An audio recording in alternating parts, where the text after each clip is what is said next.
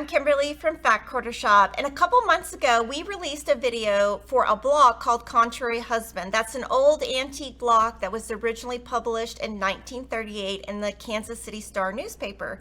And a lot of you requested the Contrary Wife blog, so we're going to do that today. And not surprisingly, the wife blog is a lot easier than the husband blog. So let's see how we make that.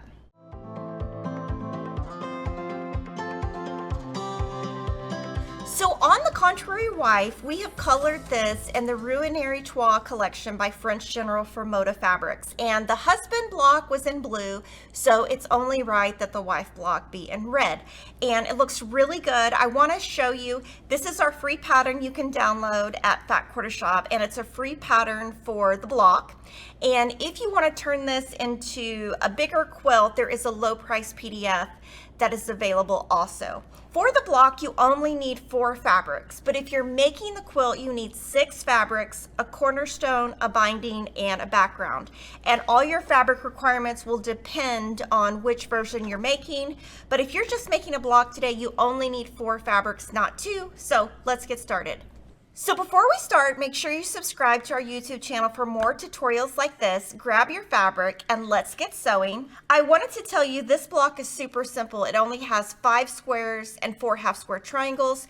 Very simple, but when you see the quilt at the end, you'll see how beautiful the quilt is, even though the block is very simple. So your first step is you're gonna take a fabric A square and a background square. And your fabric A square, you want it to be a dark fabric so that these half square triangles really stick out. So we're using red today. These are 5-inch squares. You'll put them right sides together. And I'll tell you, it can be really tricky with the French General favorite background fabric, but you can clearly see the difference between the front and the back. Just be careful when you're using the fabric because both sides look really great. What you'll do is you will put pins on opposite sides, and then you're going to draw a line in the center from corner to corner. That's how this looks. But if you want to skip that step and just use the seam guide by Creative Grids, you can put the center of the ruler corner to corner, and there you go. So basically this is corner to corner a line, and then this right here is a 1/4 inch away, and this is a 1/4 inch away. And I've been using this new, it's actually not new, but it's new to me. It's called Friction Fine Line Marker, and it actually works a lot better than the pen. So I started using this recently. And then here, you're going to stitch on the outside lines. And today, we used red thread, but the only reason we used red thread was just so you could see the lines. From there, you're gonna cut in the center, and you're going to press. And this is what one of your half square triangles will look like. So we made these larger.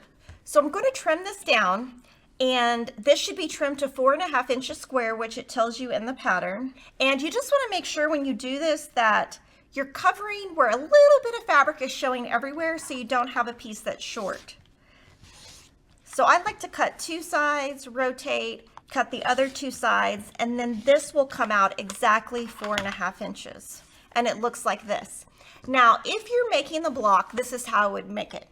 But if you are doing the entire quilt, I would use 4-inch finished half square triangle paper by Triangles on a Roll because it will go faster. So for each block, you're gonna make 4 of these. This is how they look.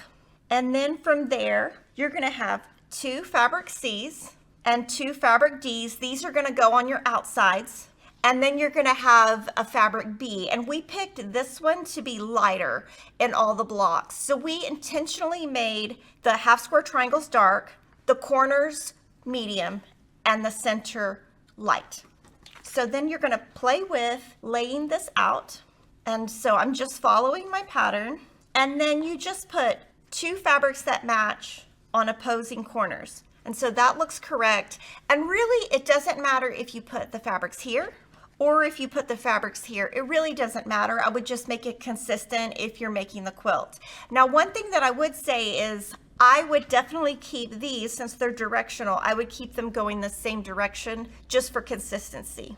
From here, you're gonna sew with a 1/4 inch seam, both of these seams, and press according to the pattern. So then you will sew your last 2 seams and you will have your block. Now let me show you what the block looks like. It's so easy, and this is what the block looks like. And like I said, it doesn't matter which fabric you put where, but I wanted to show you this is the block. But if you're making the quilt and you are going to use 6 fabrics instead of 2, these are the additional fabrics.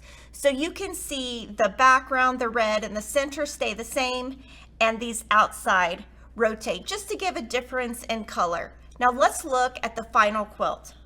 So in our setting, you can see that we turned our blocks so they create a radiating star with tiny diamonds in the center.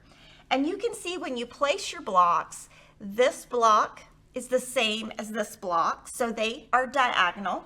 And then this block goes here, and you can see I have the placement a little bit different, and that's totally fine. So we have that this way and this way. And you just want to make sure when you're looking at all of this, you're creating basically an X with your red fabric. We have a nice red binding, and on the backing we put a really nice floral. We have very strong fabrics and very busy fabrics within our block. So we picked a really nice background so that the fabrics in the block really stick out. Thanks for watching the Contrary Wife block. Remember, we do have a video on how to make the Contrary Husband block, and make sure to subscribe so you can join me every other Friday for my weekly live streams. See you there.